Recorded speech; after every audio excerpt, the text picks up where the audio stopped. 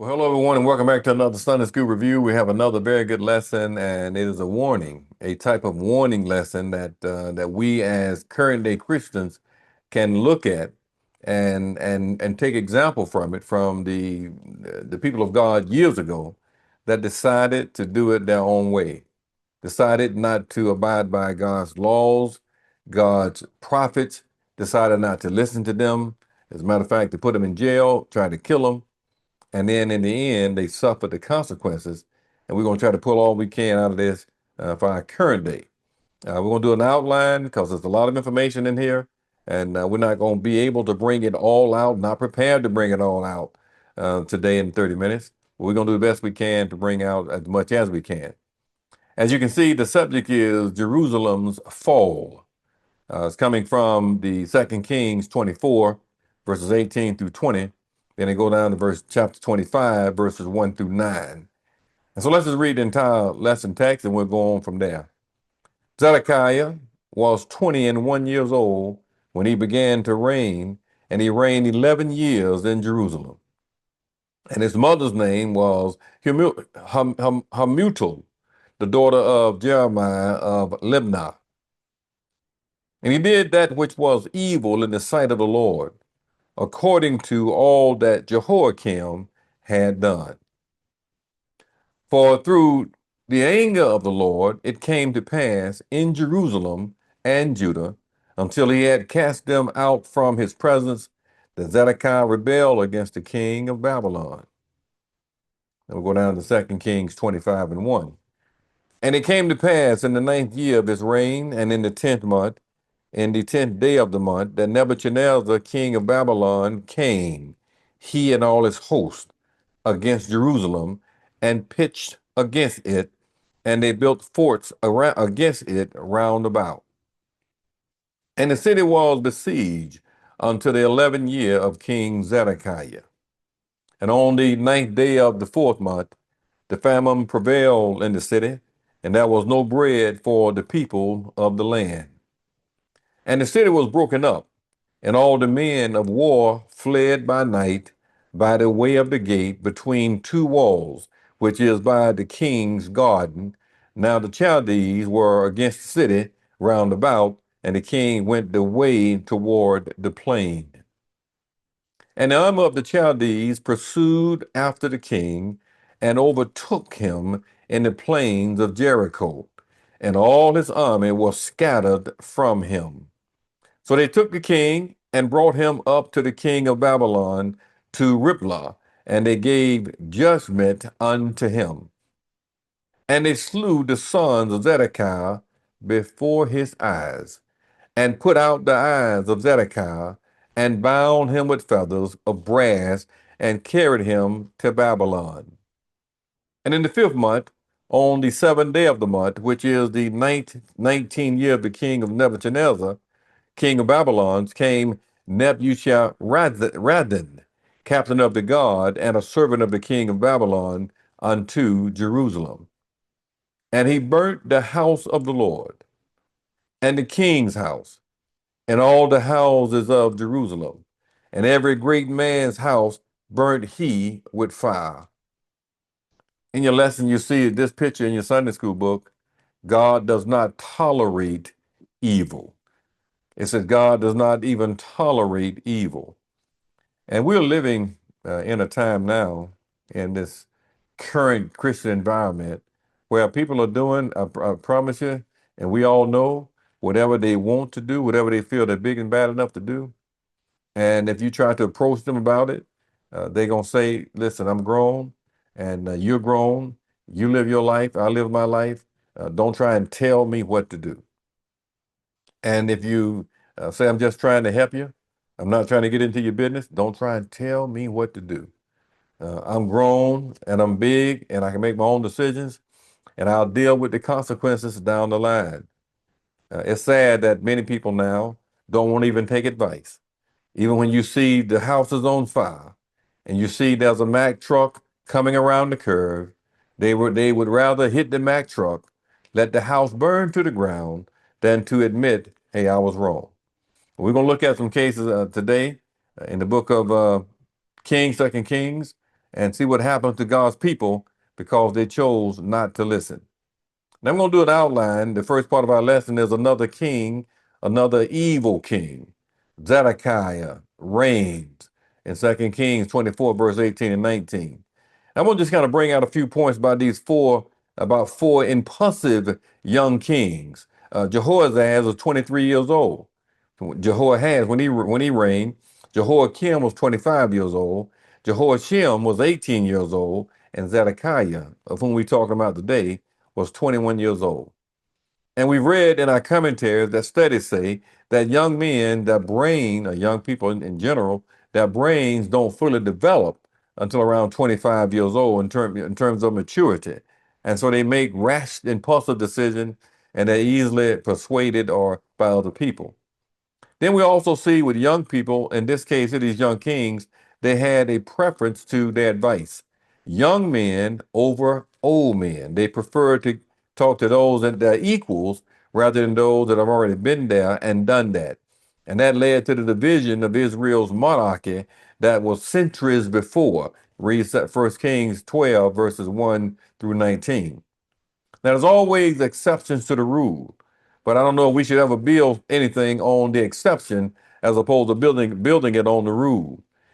King Josiah is one exception. He was 8 years old when he began to reign, when he became king and began to reign, and he started seeking the Lord 8 years later at age 16. At age 20, 4 years later, he began to purge Judah and Jerusalem of their idolatry. 20 years old, but he had sought the Lord for 8 years at that point. And at 20 years old, he started making reform in the land because he knew that it was evil and God wasn't going to tolerate that kind of lifestyle among his own people. Then we'll also see the mother, uh, Hamutal. Hamutal is the way I pronounce it, was the mother of Jehoahaz and Zedekiah, these two young men. And Zedekiah, of course, was the king of which we're talking about today. Read about this in 2 Kings chapter 23 and verse 31. You will also see the grandfather here, Jeremiah of Libnah, not Jeremiah the prophet. Don't get those confused. He was the grandfather of Zedekiah, his mother's father. And they will see how wicked they were and how bold they were in their wickedness. You know, right now, even today, people are doing things wide open. And they say, I'm not religious, but I'm spiritual. I'm not religious, so I don't go to church, but I'm spiritual because I'm spiritual. And people are bold in their wickedness as they were back in the Bible days. Being wicked in the sight of the Lord occurs over 50 times in the Old Testament, and being right in the sight of the Lord occurs about half that amount of time. So there were a lot of evil kings that were in position of authority and power during the Bible days, and the Lord allowed them to be in power, and He used them however he wanted to use them in regards to His own people. We also see here the irony of Zedekiah's name. Zedekiah's name means the Lord is righteous. But boy, he sure didn't live up to his name in terms of being righteous because the Lord is righteous. And what's even more odd, more of an irony, was that his name was changed by a pagan king, this Babylonian king. I want you to read 2 Kings 24 and 17. And then we got to realize that folks are always watching on a small scale and on a large scale. So what we see here then is a copycat behavior. Zedekiah's behavior is attributed to his predecessor, Jehoiakim, who was a ruthless, evil, conniving, no morality type king. And I read that he killed men and then got with their wives. He got with their wives and killed the men. He had relationship with his own members of his family. He was an evil, wicked, no value system kind of king. And Zedekiah saw his predecessor and he walked in those footsteps. People are always watching, which is why it's important then for anyone that calls themselves a leader to ask the Lord to help them. Lord, help us. Lord, lead us. Lord, guide us.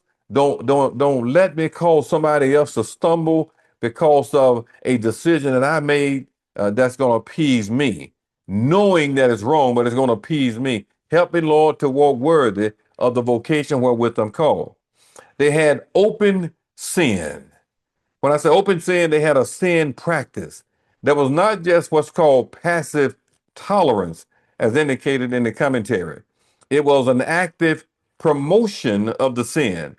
And so they were actively saying, do this, do this, this is all right, this is all right. And these were people in authority, these crooked officials, these crooked priests, and also crooked prophets, not to mention the crooked king. There was still another reckless rebellion in part two of our lesson. In 2 Kings 24, verses 20 through 25 and 5, the siege begins. Now, here's a little context here. The events leading to Jerusalem's destruction were a direct result of God's anger due to the people's persistent sin and obedience, not an occasional slip, not an occasional, oh, I'm sorry, I didn't mean to do it. No, it was a deliberate, persistent sin and disobedience, and it got God angry. You can get me angry with you. You can get your supervisor angry with you. You can get your father, mother angry with you, your teammate, but don't get God angry with you. Now, then we'll see the cause of this. King Zedekiah, and some of the things I'm going to say today is going to be repetitive. The same thing, just to be sure, is going to be sure to make the point. His rebellion against the king of Babylon, way out of his league. But this guy had gotten so arrogant, was the straw that broke the camel's back, which led to then the final judgment. And it was all but over at this point. So here are the consequences. They were cast out of God's presence. What do we see here? We see then complete separation from God's favor and complete separation from God's protection. Now, at this point, they walking dead, or they are the living dead, because they don't have God to protect them, to guide them, and don't have God's favor anymore. We also see divine judgment. Divine judgment. God's anger was not just all of a sudden. God sure got mad. Oh, boy, he sure got mad at me over that. No, this has taken place for a period of time. It was a culmination of centuries of warnings and repeated sin. And God gave them time and time again. So now let's look at the biblical precedent here. What happened with Judah is exactly or mirrors an earlier fall by the northern kingdom of Israel to the Assyrians. Now they fell to the Babylonians. The northern kingdom fell to the Assyrians. Both kingdoms are God's people that split up because they couldn't get along. And they both ended up in a situation there. Then we get into 2 Kings 25 and 1. And it describes the beginning of the final decisive Babylonian siege of Jerusalem. I'm going to bring out a few key details here. The time was the year of King Zedekiah's reign on the 10th day of the 10th month of the Jewish calendar, which is like in January as far as our time, and was commemorated in Jewish tradition as the fast of the 10th of Tebach, which is to commemorate what had taken place with the temple. It was totally annihilated, destroyed, torn down. The vessels were just desecrated. It was a sad situation. And then we also see who was the aggressor. King Nebuchadnezzar II, the king of Babylon, led his entire army against God's people, against Jerusalem. What did they do? The Babylonian army encamped around the city and built a sedge wall all around it and cut off all supplies and prevented anyone from going in and prevented anyone from coming out. They couldn't bring no food in, take no food out. It was a rough situation. And this sedge lasted for approximately 18 months until the 11th year of Zedekiah, when he was reigning, and when the city walls were finally breached due to severe famine. You see, nobody that comes against God, it ain't gonna come out, it ain't gonna work out well for them. No one that decides to rebel against God, and it ain't gonna work out well for them. I don't care where they go. I don't care who they come to for advice. I don't care who they come to for help. If we decide that we're gonna rebel against God, it ain't gonna work out well for any of us. And the children of Israel, Judah, found that out the hard way. And then in verse 2 and 3, we see the duration of the siege. As I already noted, the Babylonian siege on Jerusalem began in the 9th year of King Zedekiah, his reign, and continued until the 11th year. The famine. By the 4th month of the 11th year, the famine was so bad, so severe, that the inhabitants of the city had no bread. And some say, well, it got to a bad place for almost cannibalism, where people wanted to eat people. And you read this, I don't have the scriptures, so I'm not going to get into any details in that area, but it had gotten to a bad place. Now, if a person gets desperate, desperate people do desperate things. And this is the absolute truth. Any of us can be a witness of that. We've seen people in our lives do some real desperate things when they get in a desperate situation, and not only compromise, but tell lies and do anything else because they're trying to get out of that desperate situation rather than trusting God, hearing from God. Then we also see the consequences here. The fall of Jerusalem, the city's breach, the capture of the king Zedekiah, and the eventual exile to Babylon. These are the consequences. They failed. The whole city, Jerusalem, failed. The city was breached. The king was captured, and it was led into exile and put out of their own land. All because of what we're going to talk about: sin and disobedience. So let's look at what happened after the siege, the aftermath. Verse 4 describes the desperate escape of the Jerusalem soldiers. Now the protection has left, and they are afraid and they are on the run. They ran during the Babylonian siege, and they fled through a specific gate between the city walls, near what's called the King's Garden, while the Babylonian attackers surrounded the city. Now the defense is torn down. The protection is gone. And what can the people do? You see, anytime, most of the time, when the leader goes astray, if they're not careful now, the people will follow because they believe that if the leader's doing it, it's all right for me to do it. If a coach is no good, well, the team is going to kind of follow, right? And so it's a whole nother level of responsibility and obligation. Y'all hear what I'm just saying now? And if they don't accept that, well, the consequences are bound to follow. The city was broken up. This is in the word. The city was broken up. The city's defense was breached, allowing the attackers just to walk right on in.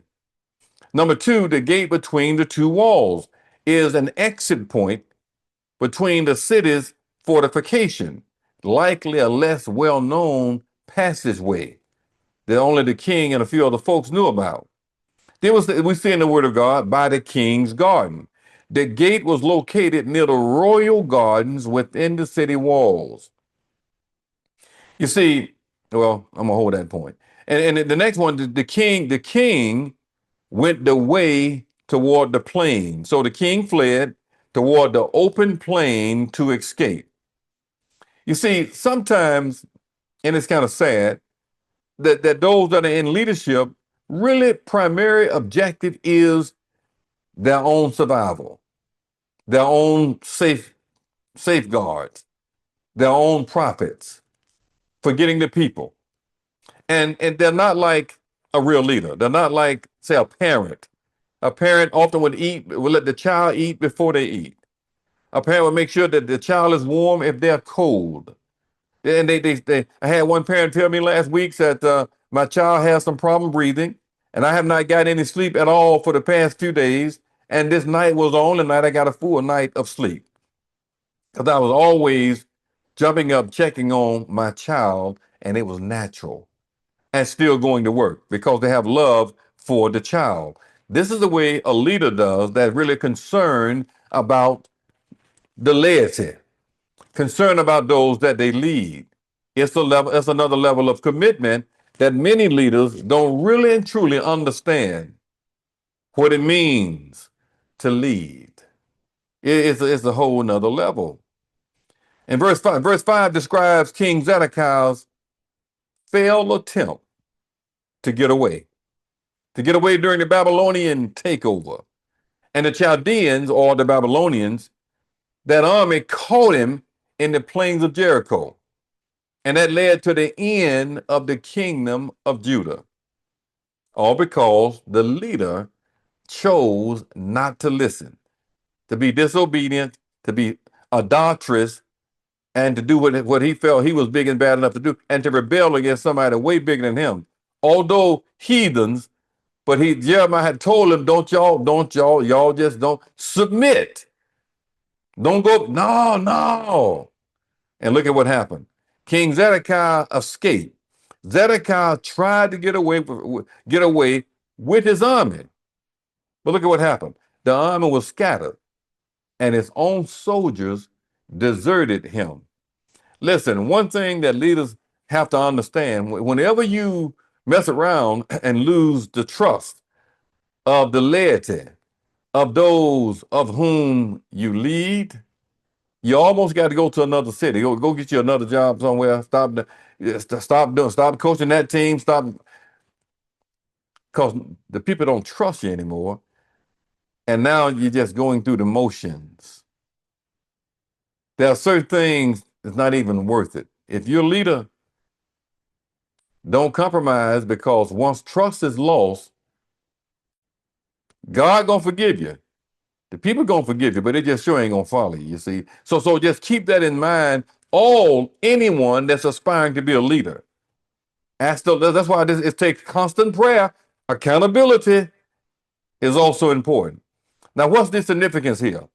This marked the final defeat of Jerusalem and the beginning of the Babylonian captivity. Captured by an evil, adulterous king that did not even serve the Lord. And then in verse 6 and 7, we see another harsh result here in verse 6 and 7, or 6 through 9, actually. And these verses then describe how King Zedekiah of Judah described the judgment of King Zedekiah by the Babylonian king. The Babylonian king is going to pass judgment on this king that's supposed to be a child of God, that decided not to follow. It was an evil king. God's people, led by an evil king in God's people, was judged by an evil king. So we see here the capture and the transport. King Zedekiah was brought to King Nebuchadnezzar of Riblah, or Riblah, should I say. The judgment, Nebuchadnezzar gave judgment to King Zedekiah, which involved a series of horrific punishments. Look at this. Execution of Zedekiah's son. Zedekiah was forced to sit there and watch his own kids be killed right in front of his eyes. Number two, all of his princes was killed.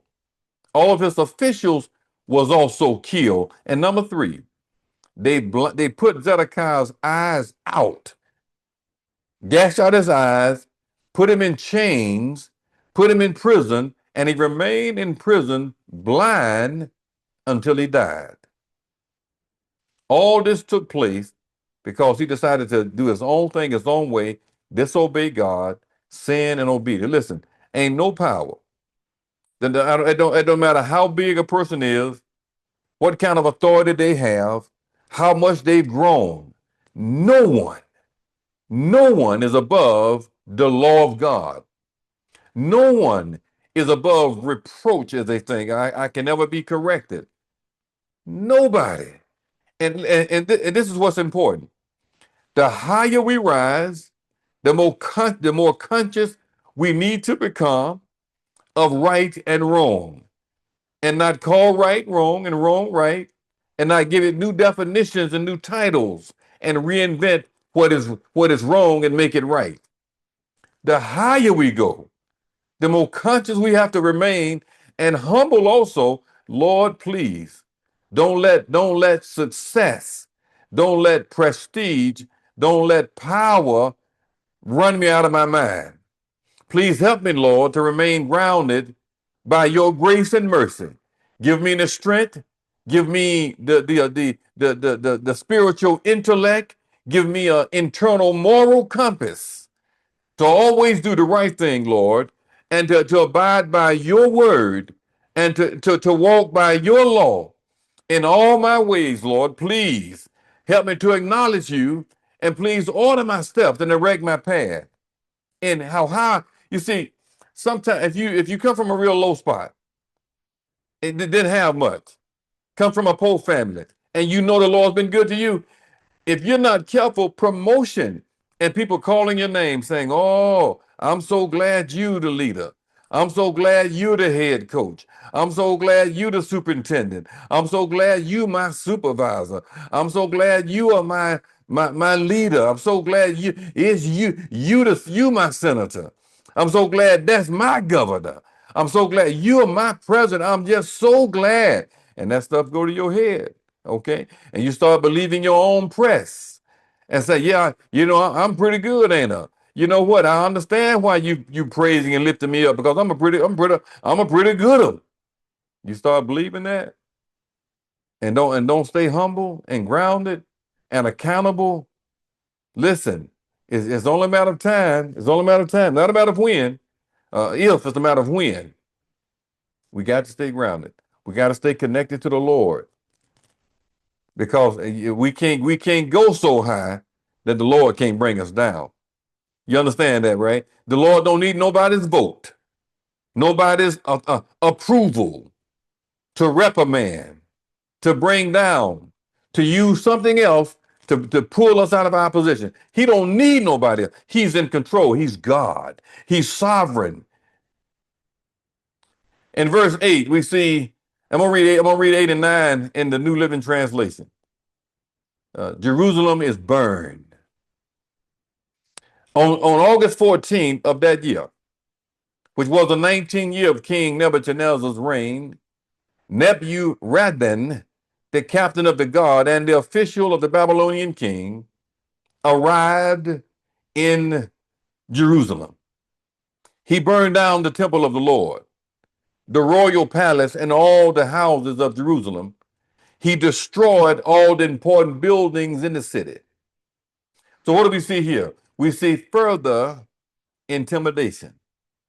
The name, what he did, he made an example already of Zedekiah. Done kill his boys in front of him, done kill all of his leaders, done gash his eyes out, put him in chain, put him in prison until he died. That was the leader.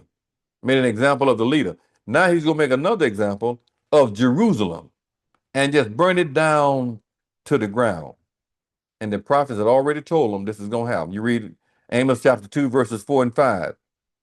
You see, but sometimes we can choose not to listen. Sometimes we can say, "I got plenty of time to get that together. I got plenty of time to get that right." Boy, I tell you, we out of time. I want to give you 5 points, 5 quick Christian points that we can learn from this lesson. Number 1, stay faithful. You see, Judah's fall shows the danger of disobedience. Number 2, heed God's warning. Ignoring the word of God is going to lead to consequences. Number 3, avoid complacency. Don't rely on past blessings. Maintain spiritual vigilance. Number 4, trust God's sovereignty. Even in judgment, God's plan still prevails. And number 5, hope in restoration. God's grace offers redemption even after failure. Thank y'all for coming to our Sunday school class today. Y'all have a great rest of the week. Look forward to seeing you again on our next Sunday School Review. Y'all take care.